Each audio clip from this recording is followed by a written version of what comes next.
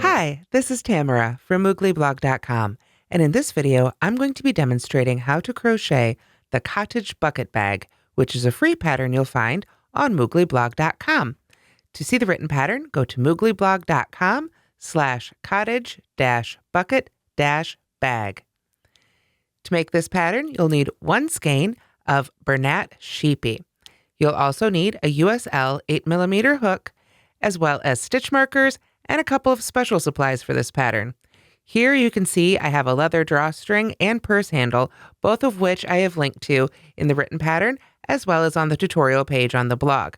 Of course, you can add your own special touches with whatever handle style you like, and your own special drawstring, whether it be crocheted or corded or purchased like this one. You'll also need your standard crochet supplies like stitch markers, scissors, and of course, a yarn needle. First, let's take a look at the construction of the Cottage Bucket Bag.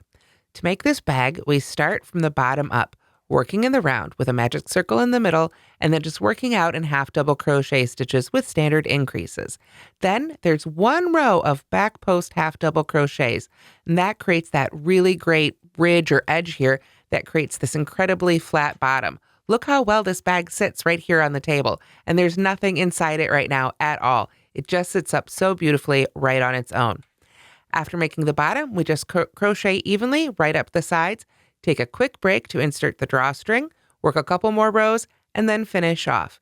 It's really all simply half double crochet stitches with a couple of loops in here to attach your handle to. I linked again, as I mentioned, to the handle and the drawstring that I used in the pattern and in the tutorial. But again, you can use whichever style you like. It's simply weaved between the stitches. I never know what's the right conjugation there, but you basically weave the drawstring between the stitches there. I believe it's round 14, and then you can pull it together through the toggle or however you like to tie it together. Then we've got these chain 2 loops on the inside that we make on one of the last rows, and you can attach your handle here. So really you could attach any style handle you like, or even change it out to the occasion.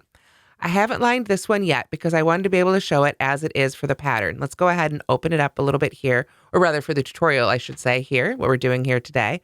But you can, of course, add a lining, and I will have an upcoming video tutorial where I do add a lining to this bag. If you choose to sew in a lining, I recommend that you sew it in underneath the drawstring so that it can still close up nicely whenever you're ready to use it.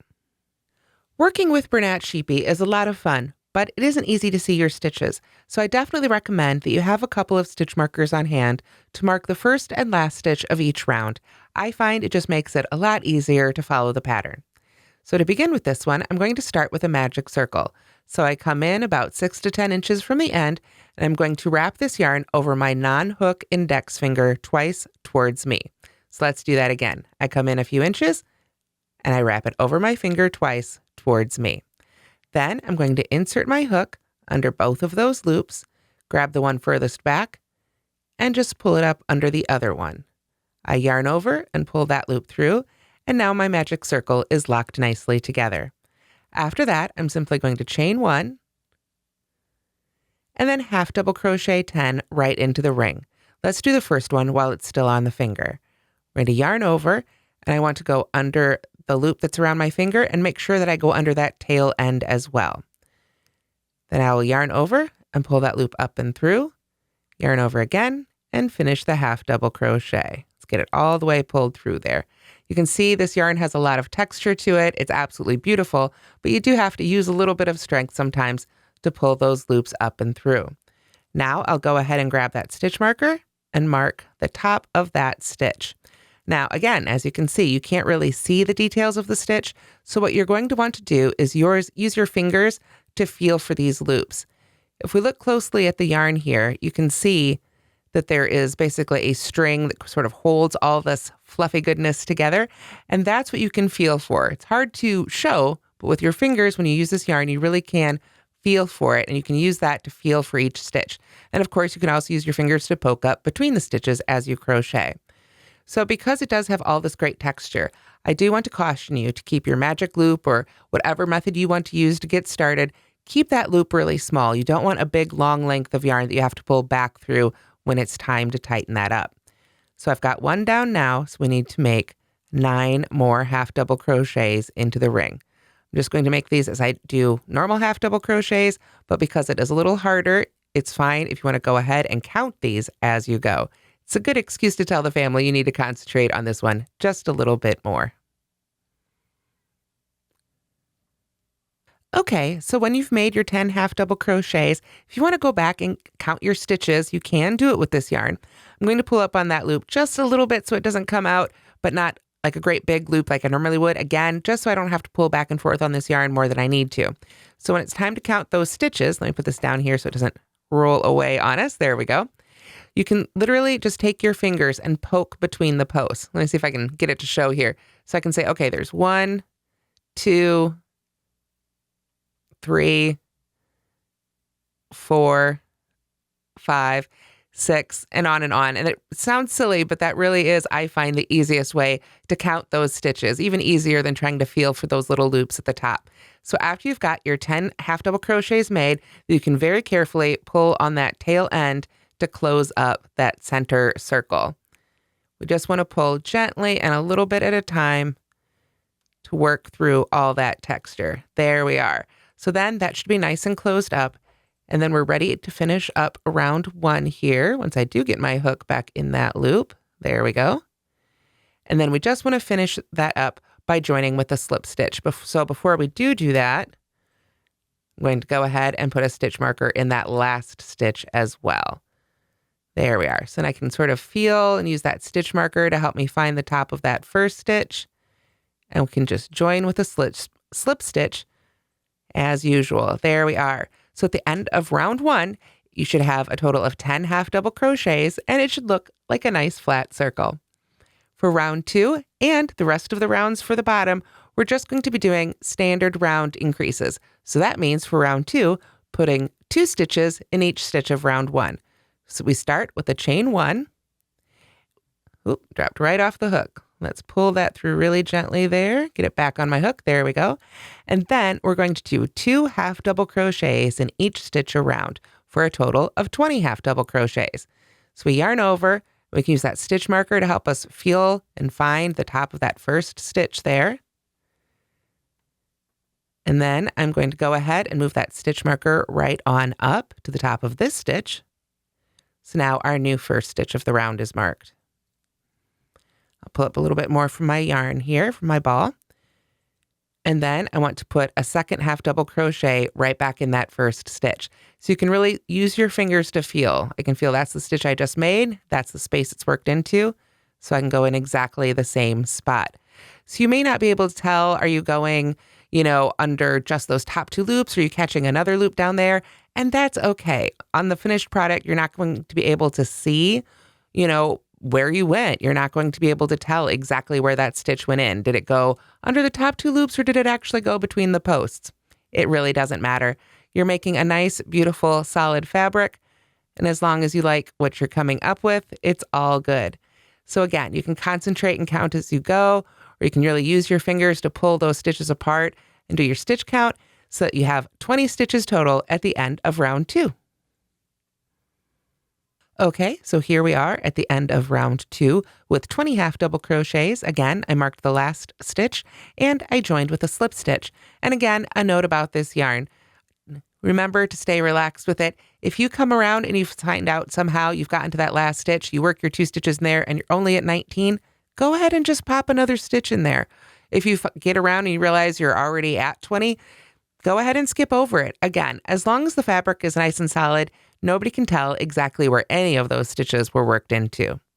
So to continue for the bottom of our bag, we just continue with those standard increases for 2 rounds more. So that means for round 3, we would half double crochet in the next stitch and 2 half double crochets in the stitch after that. 1, 2, 1, 2, all the way around for a total of 30 stitches. Then for round 4, it would be half double crochet in the next 2 stitches and then 2 in the stitch after that. Basically, again, standard increases so that you have 40 half double crochets at the end of round 4. Then in round 5, that is where we do the back post half double crochet stitches that give us that great straight edge turn for our bottom. So let's go ahead and say we're ready for those. As you may have picked up, You can actually make this bag in any size. So if you wanted to make it bigger than the pattern calls for, keep going to 50 or 60 stitches. If you want to make it smaller, stop whenever you're ready. So let's move on to round 5. In round 5, we chain 1 and then we back post half double crochet in each stitch around. So that means whatever number of stitches we ended with, we're going to work the same number of stitches from here on out to the end of the pattern. So we start with a chain 1, and then we back post half double crochet around that first stitch. So this is again where you're really going to want to use your fingers to feel for that first marked stitch. We've got the stitch marker right there. So let's give it a feel and say that's the first post right there that we want to work around. So we'll yarn over. Oh, and it's a back post, so we got to come from behind. Right there. I'll come up right under that marked stitch and feel for that post and come around. Just take my time and really carefully pull that loop up and through. Give it a little bit of a tug there. Yarn over and pull that stitch through. Then I'll go ahead and dig that stitch marker up here. There we are. And we can move it right on up to our new first stitch for this round. Then we need to do that around each remaining stitch. So we'll go ahead and yarn over to get ready. And we can really use our fingers here. Feel for that. There's the one we worked around. So we want to feel right there. I can feel the post worked around that one. So I want to come over here and just use my fingers to find the next one. Come from behind. Pull that loop up and through. Finish the half double crochet stitch. You can see I kept my fingers in place there, so I can just slide them right over, feel exactly where I need to come in for the next one. Slide over to that next space with my left hand, or with my non-hook hand, I should say. Pull that loop up. Yarn over and pull through. Yarn over, and now I've already got my fingers where I need to go in for that next one here. I can feel for it. If you get lost, you can really kind of feel for that stitch that you've made around the previous stitch and just find the next one. And if you're in doubt, you can always stop and just look. Are there any gaps there? You know, is there a hole or does it look pretty even? Everything looks great. Then you're good. Keep on going. Again, we don't have like a stitch multiple or anything like that for this pattern. So the actual number of stitches is pretty arbitrary. You just want a nice solid fabric and to make a bag that's the size you want. So we're just going to take our time and work back post half double crochets all the way around for round 5, or whenever you decide your bag is going to be big enough around. Then when we get to the end, we'll simply join with a slip stitch. Okay, so now we're ready to make the rest of the sides of our bag. After round 5, or again, wherever you decide to go ahead and start working up the side, we simply chain 1 and half double crochet in each stitch around until we're ready to add the drawstring. So for the written pattern, we continue on until we've worked a total of 13 rounds. So round 5 would be the turning sort of start of the sides here. So then we continue on through round 13 evenly, and then we'll be ready to do our drawstring round. Okay, so on our little sample here, I'm going to say we've actually worked all the way through round 14. Round 6 through 13, as I said, are all working even, and actually, so is round 14. Chain 1 and half double crochet in each stitch around. But at that point, you're going to want to go ahead and remove your hook and probably add a stitch marker here right to that loop. You can see, oops, I forgot to mark the last stitch of my round there. I'm going to go ahead and mark that as well. And then I'm going to use a third stitch marker just to hold my loop open here, because I don't want to pull it up nice and tall, although I'm sure the texture would keep it open. I don't want to, again, have to pull back on that yarn and risk breaking it or anything like that. Although I should say I've not yet broken this yarn. It's just something with highly textured yarns I try to be more aware of. So at this point is where we want to go ahead and add our drawstring. I go ahead and add it before I add the rest of the rows, just because since you are feeling your way through these rows, it's a little easier to go ahead and do this one. That way you don't accidentally get off track. Now, the drawstrings that I used, again, I ordered on Amazon, and I do have a link in both the pattern and tutorial, so you can get these as well. But you can use whatever drawstring style you like. Now, the ones I got here came in a 2-pack, apparently a very difficult to open one. There we go. They came in a 2-pack. So on my finished bag, I used the brown one. This is the black one. Very cool that it came with 2 to choose from. You can see it has this toggle included, and they're actually quite a bit longer than I needed. So I was able to trim these off to length and just add a little knot that I thought looked really nice. So basically, to use these or whatever drawstring that you want to use, I would go ahead and pull one side right out of the toggle. It'll just come right out and you can stick it right back in when you're done. And then I like to start on the opposite side from the join. So you can see right there is where all my stitch markers are. So I can just sort of fold it right in half and find the stitch that's basically opposite that. Then I can use my fingers and just start going in. And pick a point. There's not really a right or wrong. We're just going to, let's see here. Really want to find that center space. Or what's right off to the side of it, I should say. There we go. Yeah, let's go with this one. So we can just go right on in and start weaving between the stitches. Just feel right between them and weave the drawstring right through. So again, you can crochet a drawstring, you can use a beautiful bit of cording, you can do something with tassels. The possibilities really are endless. This is just one that I thought looked really good, particularly with this yarn. And I like the idea that you could, if you really wanted to, you could later switch these out for different looks if you wanted to. Just have lots of fun customizing your own cottage bucket bag. So basically, we're just going to continue working our way all the way around here. And of course, on our little sample here, it's a lot smaller, about half the size of the full-sized one shown in the pattern. So we're already halfway through. You just want to take your time and feel between those stitches. It's a very simple construction here. It's a great touch, and it's a simple way to add a really functional element to this bag. So we're just going to continue working our way around here. And you know, if you get all the way around and you decide, I don't like the way that's centered opposite the join, you can always adjust it a little bit, pull one side back, add another stitch to the other one. Don't pull it all the way back and start again. But you want to end up basically, as much as possible, coming up with these coming out either the same space or next to each other. So you can finagle that a little bit, however you like to do it. Right there, now you've got your drawstring. Personally, I like to have a little bit of space in between those. So I'm going to pull that one right back out. I like to have a little stitch in between, maybe 2 if that's the way it needs to work out when you're done weaving. But I like to have a little bit of space between those. So for instance, if I wanted to scooch this over this way, I could weave this through here. Oop, there goes my ends getting in the way. There we go. And go ahead and pull this one out this side. And then just pull this one back out that way if I wanted to. Adjust it however you feel is going to look right for your bag. Then once you've got it the way you like it across from your join there, you can go ahead and just thread that back through your toggle or whatever closure you're using for your bag. And then trim it off to length, adjust it however you like so that it looks the best for you. After you've got that drawstring put on, then all we do is we simply go back in and do our last couple rounds of crochet and add those loops for our handle.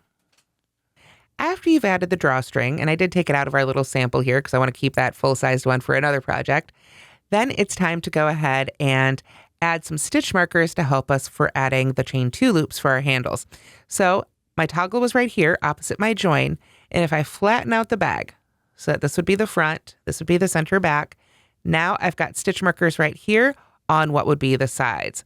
So if we think about it, we're actually coming from the back of the bag here, so that would be, if you make it to the instructions, around stitch number 10, and then we go around here around stitch number 30.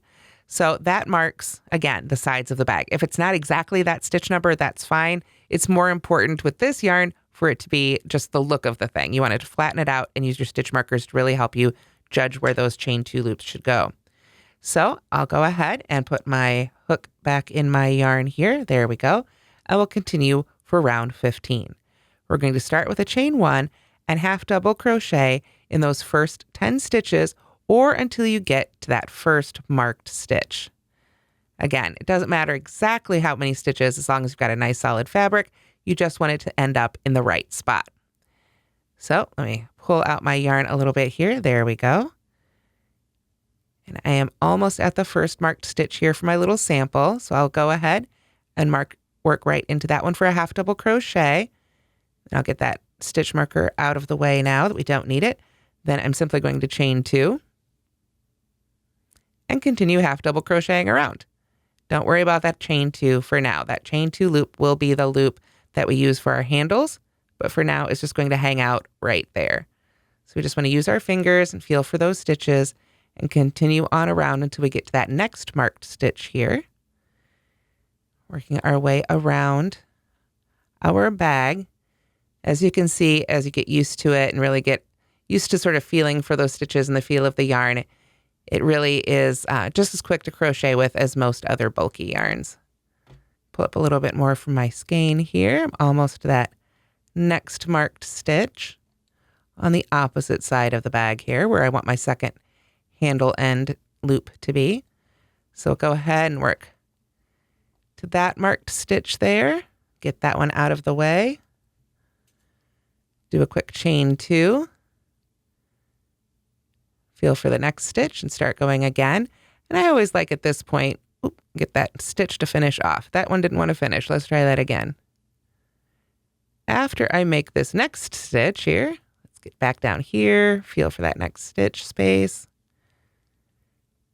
Now what I want to do is I want to go ahead and just double check and make sure that those chain 2 loops did end up opposite each other. And yep, they're still completely opposite each other on opposite sides of the bag. You just never know with the tension and gauge and leans and things like that. It's always a good idea to go back and double check. So after that, you simply continue to half double crochet in each stitch around until you get to that last stitch and join with a slip stitch. Don't forget to pull out that stitch marker there. Really wants to get lost in all this fuzzy yarn. There we go. So I'll mark the last stitch of this round. And let's see, did I forget to mark the first stitch of this one? I did forget to mark the very first one, so I have to use my fingers and find it. There we go. I can join with a slip stitch, and now we're done with round 15. Again, just a simple round of half double crochets, but with those chain 2 loops on either side. So for round 16 and 17, again, there's simply half double crochet in each stitch around.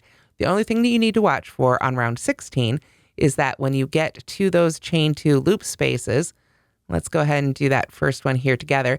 You just want to make sure that you push them to the inside and that you don't actually crochet into the chain 2 loop at all. You simply want to half double crochet into those other half double crochets. So we should be coming up on it here quickly on our small sample size.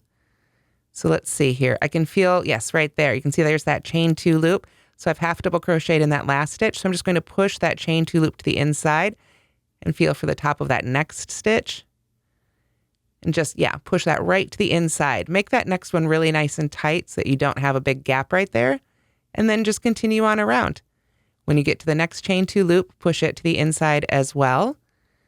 And then join at the end. That'll be round 16. And then for round 17, you simply chain 1 and half double crochet in each stitch around again. Join and finish off. And then you can add your handle. So coming back to our finished cottage bucket bag, you can see here's that drawstring going through round 14. Pulled it open a little bit here so you can see inside as well. And here are those chain 2 loops. They're just hanging out right inside the bag there. So you can just clip your handle right to those chain 2 loops. And if you get handles like this that clip on, of course, you can change them out regularly, change them out to match different outfits for different styles, different lengths, and just have a lot of fun creating your own cottage bucket bag. So that's how to crochet the Cottage Bucket Bag. Again, you'll find that free pattern on mooglyblog.com, along with right and left-handed video tutorials. Thanks so much for watching, and don't forget to like and subscribe.